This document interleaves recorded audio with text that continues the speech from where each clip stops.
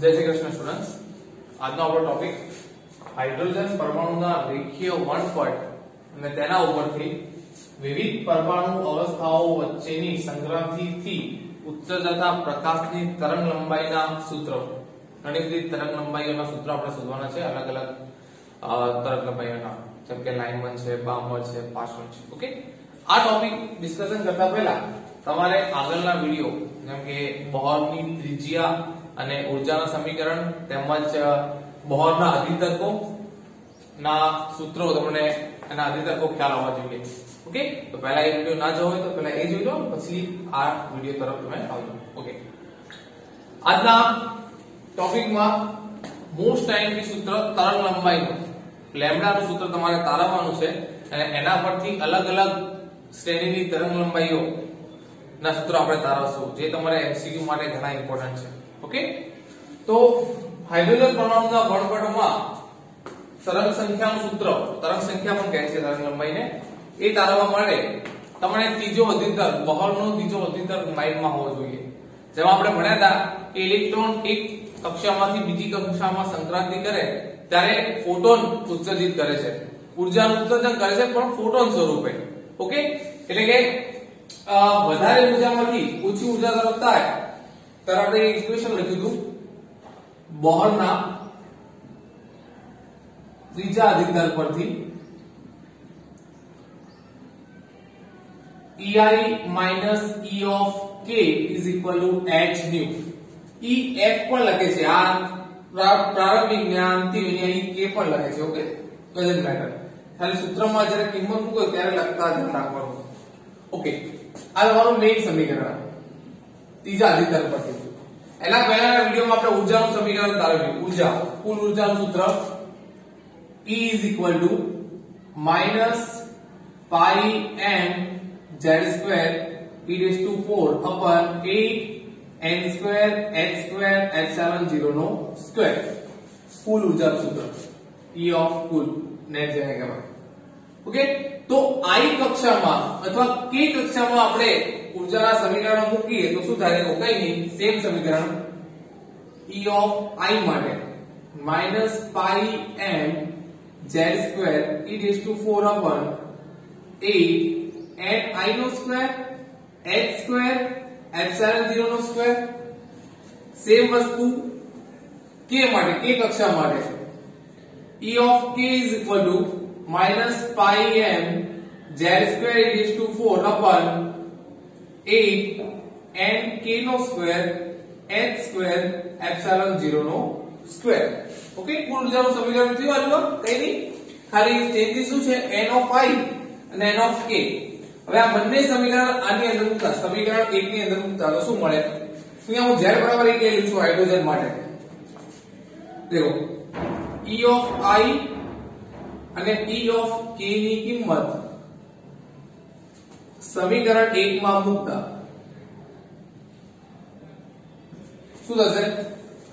મૂકો કિંમત minus pi m e raised to 4, z બરાબર પણ લઈ લીધા હાઇડ્રોજન માટે, ડિવાઇડ બાય 8 ni નો સ્ક્વેર h સ્ક્વેર epsilon 0 નો સ્ક્વેર માઈનસ આ સૂત્રનું માઈનસ અને ફરી આ minus pi m e raised to 4 upon 8 n square h square epsilon 0 નો square is equal to h nu. Okay, હવે તમે દેખો આ સ્ટેપ ધ્યાનથી, આમાં કોમન ઘણું મોસ્ટ ઓફ કોમન જ નીકળે છે, ખાલી n કે n ચેન્જીસ છે, તો જે કોમન નીકળે એને બહાર લઈ લઈએ આપણે. minus pi m e raised to 4 upon 8 h square epsilon 0 નો સ્ક્વેર માઈનસ આપણે અંદર રાખીએ અને minus 1 upon n I નો square minus minus plus 1 upon n k નો square is equal to h nu. nu બરાબર હું c ભાગ્યા લેમ્ડા લખું. ઓકે, તમને ખબર છે c is equal to lambda nu, માટે લેમ્ડા બરાબર શું થશે? c nu બરાબર શું થશે? c ભાગ્યા લેમ્ડા. ઓકે, હવે આપણે આને રીઅરેન્જ કરીએ. ધ્યાન આપજો, કઈ નથી સૂત્ર મોટા મોટા સ્ટેપ લાગે પણ અંદર કઈ નથી, એટલે આરામથી ભૂલ ના પડે. હવે દેખો h અને c ને હું આ બાજુ લઈને અહીંયા ગુણી નાખું છું.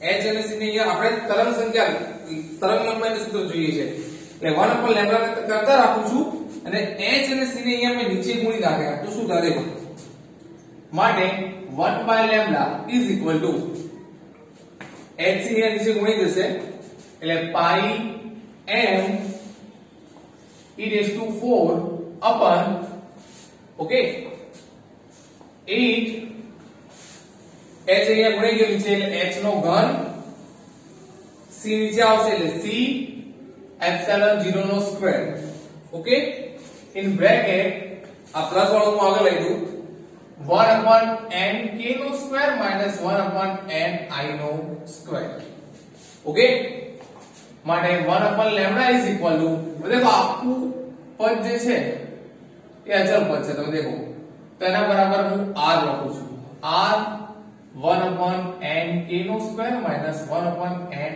I નો સ્ક્વેર ઓકે જ્યાં r શું છે r is equal to Rydberg અચળાંક જેની વેલ્યુ ફિક્સ છે 8.097 ગુણ્યા 10 ની 7 મીટર ઇન્વર્સ ઓકે 10:7 બીજી વસ્તુ યસ આ તમારું મેઈન તરંગ લંબાઈનું સૂત્ર થઈ ગયું 1/λ is equal to r 1/n k નો સ્ક્વેર minus 1/n I નો સ્ક્વેર આ કિંમત ક્યાંથી આવી તમે દેખો પાઈ ઇલેક્ટ્રોન નું દળ m e નો 4 ઘાત ઓકે આ તમને દેખાય છે કેમેરા જોવો પડશે 1 મિનિટ યસ કમ્પ્લીટ દેખાય છે ઓકે વેરી ગુડ તો આ રીડબર્ગ અચળાંક r देखो पाई m e ની કિંમત મૂકવાની 1.6 ગુણ્યા 10 ની -19 8 h પ્રાંતનો અચળાંક એપ્સિલોન 0 શૂન્યાવકાશ સપાટી અને c પ્રકાશનો વેગ આ બધી તમે કિંમત મૂકો તો તમને ડાયરેક્ટ આ મળે છે 1.097 ગુણ્યા 10 ની 7 મીટર ઇન્વર્સ જે રીડબર્ગ અચળાંક r કહે છે આ ઘણી વખત એક માર્ક્સ ના MCQ માં પૂછાય છે એટલે તમારા મેઈન તરંગ સંખ્યાનું સૂત્ર થઈ ગયું કે 1/λ is equal to r 1/n k નો સ્ક્વેર -1/n I નો સ્ક્વેર ઓકે આના ઉપરથી આપણે અલગ અલગ તરંગ સંખ્યાના સૂત્રો જાણશું જેમ કે લાઇમન શ્રેણીની બામણની પાર્શ્વની ઓકે તો આનો સ્ક્રીનશોટ લઈ લો પછી આપણે આગળ વધીએ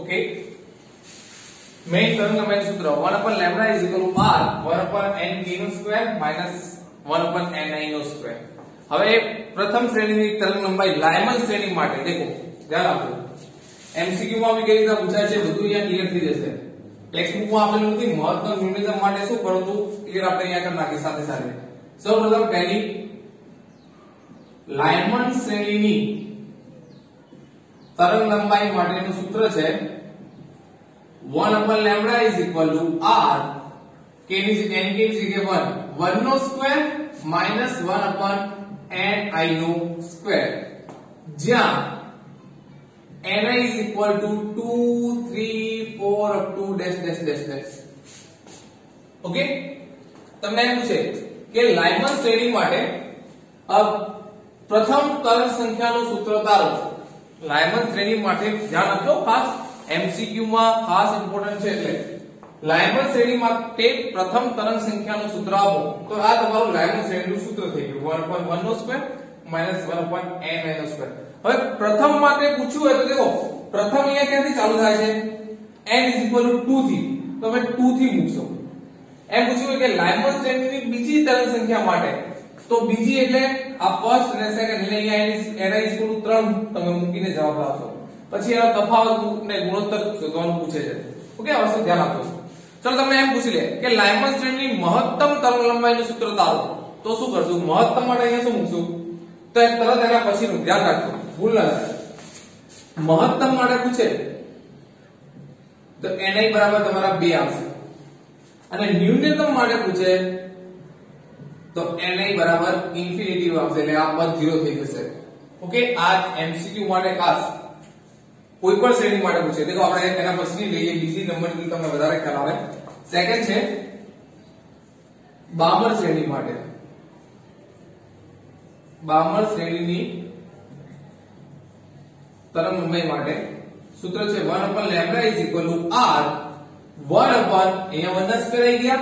હવે આ બાબત બીજા નંબરની છે એટલે 2 નો સ્ક્વેર માઈનસ 1 upon ni નો સ્ક્વેર, જ્યાં ni is equal to 3 4 5 up to dash dash dash. અહીંયા 2 આવી ગયું ને એટલે હવે આપણે 3 થી ચાલુ કરવાનું. 3 4 5 up to dash dash dash.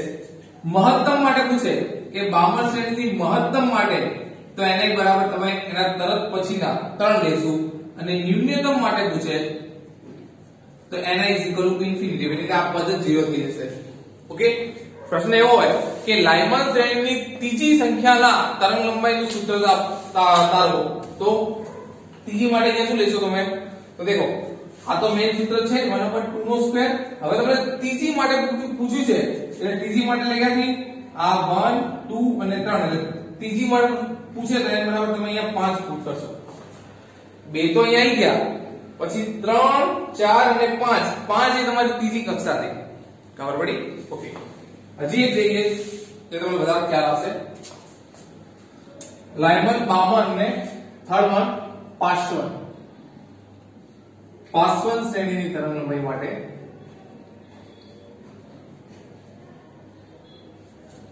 one upon lambda is equal to r 1 upon ત્રીજા નંબરની છે એટલે 1 upon 3 નો સ્ક્વેર ડિવાઇડેડ 1 upon ni નો સ્ક્વેર. હવે અહીંયા ni ક્યાંથી ચાલુ થશે? જે ni is equal to 4 5 6 up to dash dash dash. મહત્તમ પૂછી લે કે પાસવન શ્રેણી માટે મહત્તમ તો ni બરાબર તમારે 4 લેવાના, અને ન્યૂનતમ પૂછે તો ni બરાબર ઇન્ફિનિટી લેવાના. હવે આમાં ફરી પ્રશ્ન થાય કે પાસવન શ્રેણી માટે ત્રીજા નંબરની તરંગ લંબાઈનું સૂત્ર તારો. ત્રીજા નંબરની એટલે આ તો મેં સૂત્ર થઈ ગયું. ત્રીજામાં અહીંયા એટલે ફર્સ્ટ સેકન્ડ અને થર્ડ, એટલે ni બરાબર તમે 6 ફૂટ કરશો. ઓકે, ચલો બાકીની શ્રેણી પર લખી દઈએ. લાઇમન 52 પાસવન બ્રેકેટ શ્રેણીની તરંગ લંબાઈ 1 upon lambda is equal to r 1 upon ચોથા નંબરની છે એટલે 1 upon 4 નો સ્ક્વેર માઈનસ 1 upon ni નો સ્ક્વેર, જ્યાં ni is equal to 5 6 7 up to dash dash dash. મહત્તમ માટે પૂછે તો ni બરાબર 5, અને ન્યૂનતમ માટે પૂછે તો ni is equal to infinity, એટલે આ પદ 0 થઈ જાય. ઓકે, એવી રીતે લાસ્ટ વન ફંડ શ્રેણી તરંગ લંબાઈ માટે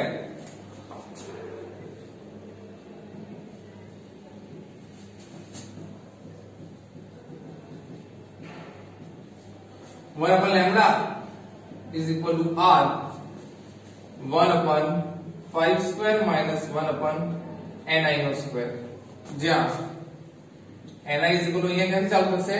5 પછી 6 7 8 up to dash dash dash. મહત્તમ માટે પૂછે તો ni બરાબર 6, અને ન્યૂનતમ માટે પૂછે તો ni બરાબર ઇન્ફિનિટી.